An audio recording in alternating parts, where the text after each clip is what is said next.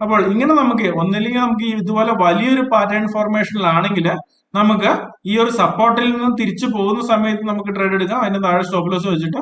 അല്ല എന്നുണ്ടെങ്കിൽ ബ്രേക്ക് ഔട്ടിന് ശേഷം ബ്രേക്ക് ഔട്ട് തരുമ്പോൾ നമുക്ക് ഇതിന് താഴെ ഇവിടെ നല്ലൊരു സ്റ്റോപ്പ് ലോസ് ലെവൽ കിട്ടുവാണെങ്കിൽ അത് വെച്ചതിന് ശേഷം നമുക്ക് ഇവിടെ ഒരു ട്രേഡ് എടുക്കാം. അല്ല എന്നുണ്ടെങ്കിൽ ചെറിയൊരു കൺസോൾട്ടേഷൻ ഏരിയ ആണെങ്കിൽ, ചെറിയൊരു രീതിയിൽ കൺസോൾട്ടേഷൻ ആണെങ്കിൽ നമുക്ക് ഇതിനുള്ളിൽ നമുക്ക് ട്രേഡ് എടുക്കാം. അപ്പൊ അതിന്റെ റിസ്ക് മനസ്സിലായല്ലോ, റിസ്ക്കും അല്ലെങ്കിൽ അതിന്റെ റിവാർഡും തമ്മിലുള്ള വ്യത്യാസം മനസ്സിലായല്ലോ. അപ്പോൾ ഇവിടെ എടുക്കുക, ഇവിടെ എടുക്കുക, സ്റ്റോപ്പ് ലോസ് താഴെ വെച്ചതിന് ശേഷം. അപ്പോൾ ഇത് നമ്മൾ മനസ്സിലാക്കുക. എന്നാൽ ഈ ഒരു വലിയൊരു ഇതുപോലെ വലിയ പോകുന്ന ഒരു ചാനൽ പാറ്റേണിന്റെ ഉള്ളില് ഒരു ട്രേഡ് എടുക്കാൻ നോക്കരുത്. ഈ ഒരു ചാനൽ മാത്രം ബേസ് ചെയ്തുകൊണ്ട് ഒരു ട്രേഡ് എടുക്കാൻ നോക്കരുത്. എന്ന് വെച്ച് കഴിഞ്ഞാല് നമുക്ക് ഈ ഒരു സ്റ്റോക്ക് ഇവിടെ വരെ എത്തി എന്ന് കൂട്ടുക, ഏതെങ്കിലും ഒരു സ്ഥലത്ത് വരെ എത്തി, അതിനുശേഷം ഈ ഒരു ചാനൽ പാറ്റേൺ ആണല്ലോ സപ്പോർട്ടിൽ നിന്ന് വിട്ടാൽ നേരെ പോയി റെസിസ്റ്റൻസിൽ എത്തും എന്നുള്ള ഒരു ചിന്ത ഒരിക്കലും വെക്കരുത്. അങ്ങനെ സംഭവിക്കണമെന്ന് ഒരു നിർബന്ധവുമില്ല. ഈ പോകുന്ന പോക്ക് ഇതിപ്പം ഇവിടം വരെ എത്തി അല്ലെങ്കിൽ മുകളിലെത്തി, എന്നാല് ഇങ്ങനെ പോകുന്ന പോക്കില് ഏതെങ്കിലും ഭാഗത്തെത്തിയതിനു ശേഷം ചിലപ്പോൾ റിവേഴ്സ് ആകുകയും ചെയ്യാം. നമ്മുടെ കഷ്ടകാലത്തിന് നമ്മൾ ഒരു ലോജിക്കും ഇല്ലാതെ ഒരു സ്ഥലത്ത് എത്തുമ്പോൾ എടുത്തു, അതിനുശേഷം ആ എടുത്തതിന്റെ പിറ്റേ ദിവസം മുതലായിരിക്കും അത് താഴത്തോട്ട് വരുന്നത്.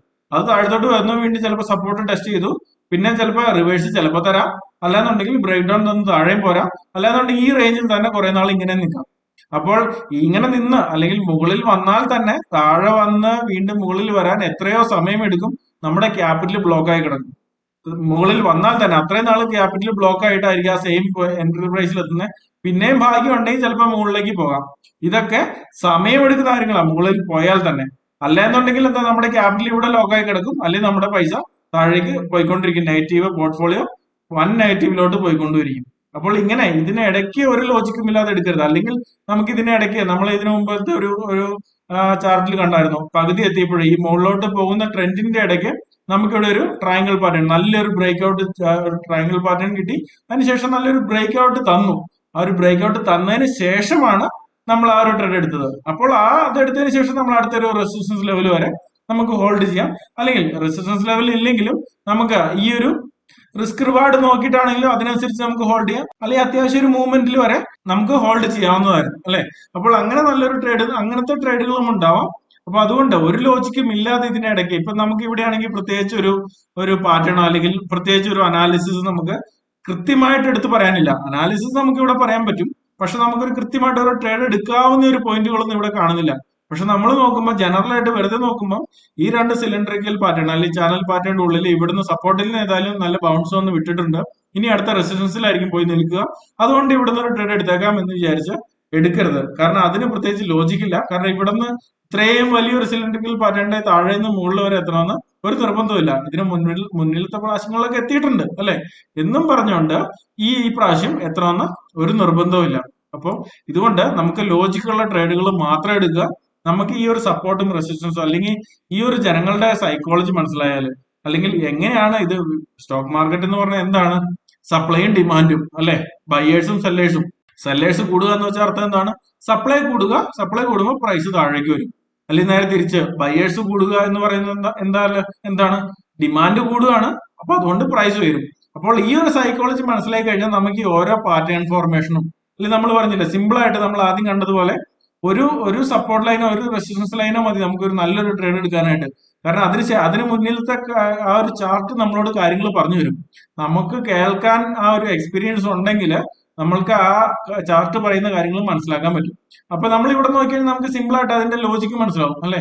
അപ്പോൾ ഈ രീതിയിൽ നമുക്ക് പല രീതിയിലുള്ള പാറ്റേൺ ഫോർമേഷൻ ഉണ്ടാവും. അപ്പം അതിനുള്ള ഒരു ഇത് എന്തുകൊണ്ടാണ് സംഭവിക്കുന്നത്, ഇതിന്റെ ലോജിക്ക് എന്താണ് എന്ന് മനസ്സിലാക്കലാണ് നമ്മുടെ ഒരു കഴിവ്, നമ്മുടെ ഒരു എക്സ്പീരിയൻസ് എന്ന് പറയുന്നത്. അപ്പോൾ ഇങ്ങനെ എടുക്കാവുള്ളൂ. അല്ലാതെ നമ്മൾ ഈ ഫാൻസി ആയിട്ടുള്ള കളർഫുൾ ആയിട്ടുള്ള ഇൻഡിക്കേറ്റേഴ്സിന്റെ പുറകെ പോവും, ആരെങ്കിലും വന്ന് പറയും ഇതാണ് അൾട്ടിമേറ്റ്.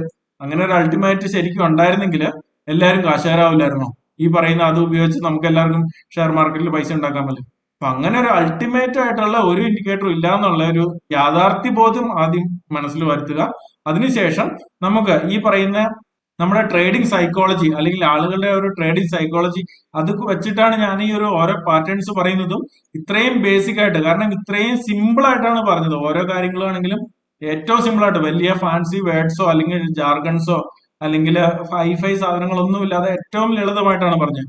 പക്ഷെ ഇത് ഇത്രയും എഫക്റ്റീവ് ആണെന്ന് നിങ്ങൾക്ക് മനസ്സിലാവും. നിങ്ങൾക്ക് കുറെ അധികം ട്രേഡ് ചെയ്യുമ്പോഴോ അല്ലെങ്കിൽ കുറെ അധികം ആളുകളുടെ എക്സ്പീരിയൻസ് മാർക്കറ്റിൽ ഉണ്ടാവുമ്പോഴാണ് ഇതിന്റെ ശരിക്കും ആ ഒരു അർത്ഥം കൂടുതലായിട്ട് മനസ്സിലാവുക എന്ന് എനിക്ക് തോന്നുന്നു. കാരണം എനിക്കാണെങ്കിലും തുടക്കത്തിൽ ഈ സാധനങ്ങളൊക്കെ പലയിടത്തുനിന്ന് പലത് ഇങ്ങനെ പല ചെറിയ ചെറിയ ഇൻഫർമേഷൻ ആണല്ലോ, പീസ് ഓഫ് ഇൻഫർമേഷൻ ആണല്ലോ അവിടെ ഇവിടെ നിന്ന് കിട്ടുന്നത്. അപ്പൊ ഇത് തമ്മിലൊന്നും കണക്ട് ചെയ്യാൻ എനിക്ക് പറ്റിയിട്ടില്ല, കാരണം അത്രേ കിട്ടിയിട്ടുണ്ടായിരുന്നുള്ളൂ. അപ്പൊ അവിടുന്ന് തന്നെ നമുക്ക് ഒരു കണക്ഷൻ ഇല്ലാതെ വരുമ്പോൾ നമ്മുടെ അതിന്റെ ആക്യുറസി അല്ലെങ്കിൽ നമ്മൾ ചിന്തിക്കുന്നതും അത്ര ഒരു റിസൾട്ട് അത്ര കിട്ടണമെന്നില്ല നമ്മളെ ചിന്തകൾക്കോ അല്ലെങ്കിൽ നമ്മുടെ അനാലിസിസിനും.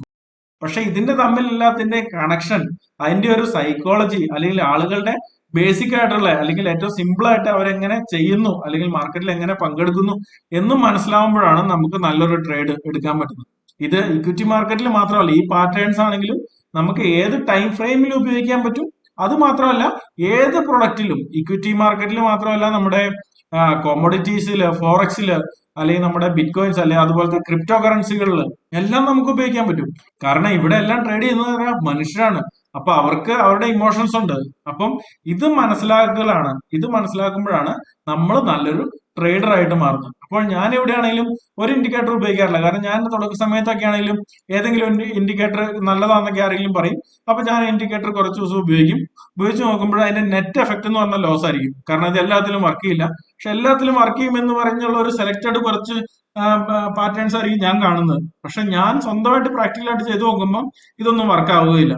അപ്പോൾ അങ്ങനെ വന്നു കഴിയുമ്പോഴാണ് എനിക്ക് മനസ്സിലായത് ആ പാറ്റേൺ കൊള്ളില്ല, അല്ലെങ്കിൽ നമുക്ക് വേറെ പാറ്റേൺ നോക്കാമെന്ന് മനസ്സിലാവുന്നത്. അപ്പോൾ വേറെ പാറ്റേൺ നോക്കുമ്പോൾ ഇതും ഈ അവസ്ഥ തന്നെ.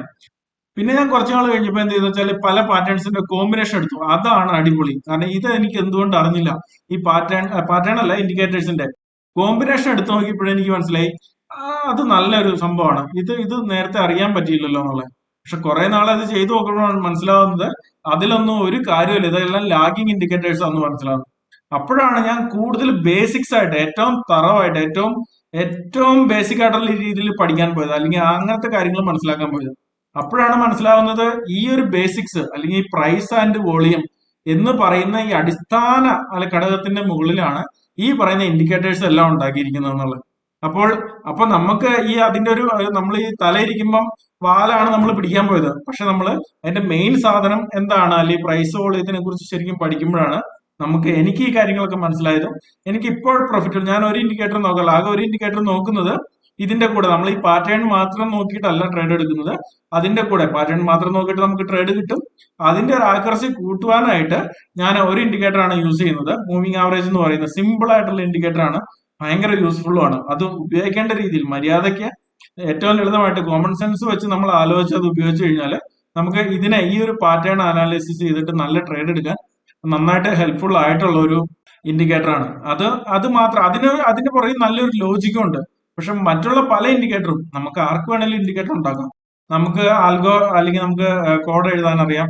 നമുക്ക് എന്തെങ്കിലും ഒരു ലോജിക്ക്, നമ്മുടേതായ ഒരു ലോജിക്ക് ഉപയോഗിച്ച് നമുക്കൊരു കോഡ് എഴുതി ഈ ട്രേഡിംഗ് വ്യൂ എന്ന് പറയുന്ന ഈ ചാനലിൽ അല്ലെങ്കിൽ ഈ ഒരു വെബ്സൈറ്റിൽ തന്നെ നമുക്ക് പബ്ലിഷ് ചെയ്യാം. ഒരു പേരൊക്കെ ഇട്ട് ഫാൻസി ആയിട്ട് നമുക്ക് കുറച്ച് വരകളും കുറികളൊക്കെ ഉണ്ടാക്കി. കാരണം ഇങ്ങനെ ഞാൻ ഈ ട്രേഡ് ചെയ്തുകൊണ്ടിരുന്ന സമയത്താണെങ്കിലും തുടക്കത്തിലൊക്കെ ഈ ഇങ്ങനെ പല ഇൻഡിക്കേറ്റർ ഒക്കെ അപ്ലൈ ചെയ്യുമ്പോൾ ഭയങ്കര കളർഫുൾ ആയിരിക്കും. അല്ലെങ്കിൽ നമ്മൾ ഇവിടെയൊക്കെ നോക്കുകയാണെങ്കിൽ ഇങ്ങനെ പല ഇൻഡിക്കേറ്റർ ഒക്കെ ഇട്ട് കഴിയുമ്പോഴത്തേനും കാണാനൊക്കെ ഭയങ്കര കളർഫുൾ ആയി. അപ്പം അങ്ങനെ നോക്കുമ്പം ആളുകൾ നോക്കുമ്പോൾ അല്ലെങ്കിൽ എന്റെ കൂട്ടുകാരൊക്കെ നോക്കുമ്പോഴാണെങ്കിലും ഇത് ഇവൻ എന്തോ ഭയങ്കര സംഭവം ചെയ്യുകയാണെന്നുള്ള ആ ഒരു വിചാരം അവർക്കുണ്ടാവും. അത് കാണുമ്പോൾ നമുക്കൊരു എന്തോ ഭയങ്കര ചെയ്യുകയെന്നുള്ളത്. പക്ഷെ അൾട്ടിമേറ്റ്ലി ക്യാഷ് ഉണ്ടാക്കാൻ മാത്രം പറ്റിയിട്ടുണ്ടായിരുന്നില്ല. എന്റെ പേഴ്സണൽ എക്സ്പീരിയൻസ് ആണ്. ഇങ്ങനെ ഇൻഡിക്കേറ്റർ ഉപയോഗിച്ച് എനിക്ക് വലിയ ഗുണങ്ങളൊന്നും ഉണ്ടായില്ല. പിന്നെ കാര്യങ്ങളെല്ലാം മനസ്സിലാക്കി കുറച്ചും കൂടെ ഒക്കെ വിശദമായിട്ട് ഡീപ്പായിട്ട് പഠിച്ചു വരുമ്പോഴാണ് അതിന്റെ ഒരു യൂസ്ലെസ്നെസ് എനിക്ക് മനസ്സിലായതും പിന്നെ നമ്മൾ കൂടുതലായിട്ട് ബേസിക്സ് ആയിട്ടുള്ള കാര്യങ്ങളിലോട്ട് തിരിഞ്ഞ് അല്ലെങ്കിൽ ഏറ്റവും അടിസ്ഥാനമായിട്ടുള്ള കാര്യങ്ങൾ പഠിച്ച് അങ്ങനെ ഫോളോ ചെയ്ത് പോകുന്നതും. കാരണം മാർക്കറ്റ് എന്ന് പറയുന്നത് ആരുടെ അടുത്തും പ്രൂവ് ചെയ്യാനോ അല്ലെങ്കിൽ മറ്റുള്ളവരുടെ അടുത്ത് ഷോ കാണിക്കാനുള്ള ഒരു സ്ഥലമല്ല. നമ്മൾ കഷ്ടപ്പെട്ടുണ്ടാക്കിയ പൈസ അത് കൂട്ടുവാനായിട്ട് ഒരു വെൽത്ത് ക്രിയേഷന് വേണ്ടിയിട്ട് നമ്മളെ തന്നെ പ്രൂവ് ചെയ്താൽ മതി. നമുക്ക് ആരുടെ അടുത്തും പ്രൂവ് ചെയ്യാൻ പോണ്ട. നമ്മളെ തന്നെ പ്രൂവ് ചെയ്യാനായിട്ട് നമുക്ക് സൈലന്റ് ആയിട്ടിരുന്ന ഏറ്റവും ബേസിക് ആയിട്ടുള്ള കാര്യങ്ങൾ ചിന്തിച്ച് ആ രീതിയിൽ നമ്മൾ അല്ലെങ്കിൽ മറ്റുള്ളവരുടെ ഇമോഷൻ മനസ്സിലാക്കി സൈക്കോളജി മനസ്സിലാക്കി ട്രേഡ് എടുക്കുക എന്നുള്ളതാണ്. അപ്പോൾ അതിനു വേണ്ടിയിട്ടുള്ള കാര്യങ്ങളാണ് ഞാനിവിടെ പറയുന്നത്. ഇത് നിങ്ങൾക്കും പ്രാക്ടിക്കലായിട്ട് അപ്ലൈ ചെയ്ത് നോക്കാവുന്നതാണ്. ഓരോന്നും ഇനി പഠിക്കണം എന്നുള്ളവർക്ക് ഇൻഡിക്കേറ്റർ ഒക്കെ നമുക്ക് ഇഷ്ടം പോലെ കിട്ടും. ഏത് ഇൻഡിക്കേറ്റർ എടുത്തു വെച്ചിട്ടുണ്ടെങ്കിലും ട്രൈ ചെയ്ത് നോക്കുക. ഈ പറയുന്ന ഇൻഡിക്കേറ്ററിൽ കിട്ടുന്ന എല്ലാ സാധനങ്ങളും ഈ സിമ്പിൾ സപ്പോർട്ടും റെസിസ്റ്റൻസും ഉപയോഗിച്ച് നമുക്ക് കിട്ടും. സിമ്പിൾ ആയിട്ടുള്ള സപ്പോർട്ടും റെസിസ്റ്റൻസും അല്ലെങ്കിൽ പാറ്റേൺസിൽ കിട്ടാവുന്ന അതിനപ്പുറമുള്ള ടാർഗറ്റും അല്ലെങ്കിൽ നമ്മുടെ സ്റ്റോപ്പ് ലോസും അല്ലെങ്കിൽ നമ്മുടെ എൻട്രിയും ഒക്കെ എനിക്ക് വേറെ ഇൻഡിക്കേറ്ററിൽ നിന്ന് എനിക്ക് കിട്ടിയിട്ടില്ല. നമുക്ക് പറയുമ്പോൾ പല ഫാൻസിയും നെയിം ഇട്ട് പല കാര്യങ്ങൾ പല രീതിയിലൊക്കെ ഭയങ്കര സംഭവമായിട്ടൊക്കെ എക്സ്പ്ലെയിൻ ചെയ്യാം. ഏറ്റവും സിമ്പിൾ ആയിട്ട് ഈ ചെയ്യുന്ന ഇതിനപ്പുറത്തോട്ട് ഒരു റിസൾട്ട് എനിക്ക് വേറെ എന്റെ എക്സ്പീരിയൻസിൽ എനിക്ക് കിട്ടിയിട്ടില്ല. പക്ഷെ ഇതെല്ലാവർക്കും അങ്ങനെ പെട്ടെന്ന് മനസ്സിലാവണമെന്നില്ല. പക്ഷെ കുറെ നാൾ എക്സ്പീരിയൻസ് ആവുമ്പോൾ ഇത് മനസ്സിലായി വരുമെന്നാണ് എന്റെ ഒരു പ്രതീക്ഷ. ഏതായാലും അവരവർക്ക് അവരവരുടേതായ ട്രഡീഷണൽ ഉണ്ടാവും. ഞാൻ ആദ്യം പറഞ്ഞ പോലെ 10 എത്താനായിട്ട് നമുക്ക് പല വഴികളുണ്ടല്ലേ. അപ്പൊ അതുപോലെ അവരവരുടെ ട്രേഡിംഗ് സ്റ്റൈൽ വികസിപ്പിക്കുക. ഇത് എല്ലാവർക്കും മാർക്കറ്റിനെ കുറിച്ച് ടെക്നിക്കൽ അനാലിസിസിൽ നല്ലൊരു അണ്ടർസ്റ്റാൻഡിങ് ആവാനായിട്ടുള്ള ഒരു വഴികാട്ടിയായിരിക്കും എന്ന് വിചാരിക്കുന്നു. അതുപോലെ തന്നെ എനിക്ക് എന്താണോ കിട്ടേണ്ടിയിരുന്നത് അതാണ് ഞാൻ നിങ്ങൾക്ക് പറഞ്ഞു തരുന്നത്. ഓക്കെ, അപ്പൊ ഇനി നമുക്ക് അടുത്ത വീഡിയോയിലോട്ട് പോകാം. അതിനകത്ത് ഞാൻ ഉപയോഗിക്കുന്ന ഈ ഒരു പാറ്റേൺസിന്റെ കൂടെ നമ്മൾ ഇൻഡിക്കേറ്റർ അത് യൂസ് ചെയ്ത് അല്ലെങ്കിൽ മൂവിംഗ് ആവറേജ് നമ്മൾ യൂസ് ചെയ്തിട്ട് സിമ്പിൾ മൂവിംഗ് ആവറേജ് അത് യൂസ് ചെയ്തിട്ട് എങ്ങനെ നമുക്ക് ട്രേഡ് എടുക്കാമെന്ന് അതും നമുക്ക് നോക്കാം. ഓക്കെ, കാരണം ഞാനിവിടെ ഉപയോഗിക്കുന്നതാണെങ്കിലും ഇൻഡിക്കേറ്റർ ഉപയോഗിക്കുന്നുണ്ട്, ക്യാൻഡിൽ സ്റ്റിക്സ് ഉപയോഗിക്കുന്നുണ്ട്, പാറ്റേൺസ് ഉപയോഗിക്കുന്നുണ്ട്. ഇത് മൂന്നിന്റെ ഒരു കോമ്പിനേഷൻ വരുമ്പോഴാണ് നമുക്ക് നല്ല രീതിയിൽ ആക്യുറസി വീണ്ടും കൂടുന്നത്. സിമ്പിൾ ആയിട്ടൊരു പാറ്റേൺ ഉപയോഗിക്കുന്നതിനാലും വീണ്ടും ആക്യുറസി കൂടും. സിമ്പിൾ ആയിട്ട് നമ്മൾ ഇത്രയും നേരം നോക്കിയല്ലോ, നമ്മൾ സിമ്പിൾ ആയിട്ട് പാറ്റേൺ ഉപയോഗിച്ച് നമുക്ക് നല്ല ട്രേഡ് എടുക്കാൻ പറ്റും. എന്നാൽ അതിന് കുറച്ചുകൂടെ ആക്യുറസി കൂട്ടാനായിട്ടാണ് ഇൻഡിക്കേറ്ററും ക്യാൻഡിൽ സ്റ്റിക്സും കൂടെ ഉപയോഗിക്കുന്നത്. അപ്പോൾ നമ്മൾ ഇൻഡിക്കേറ്ററിനെ കുറിച്ച് നമുക്ക് അടുത്ത വീഡിയോയിൽ നോക്കാം. അങ്ങനെ നമുക്ക് മുന്നോട്ട് പോകാം. ഓക്കെ.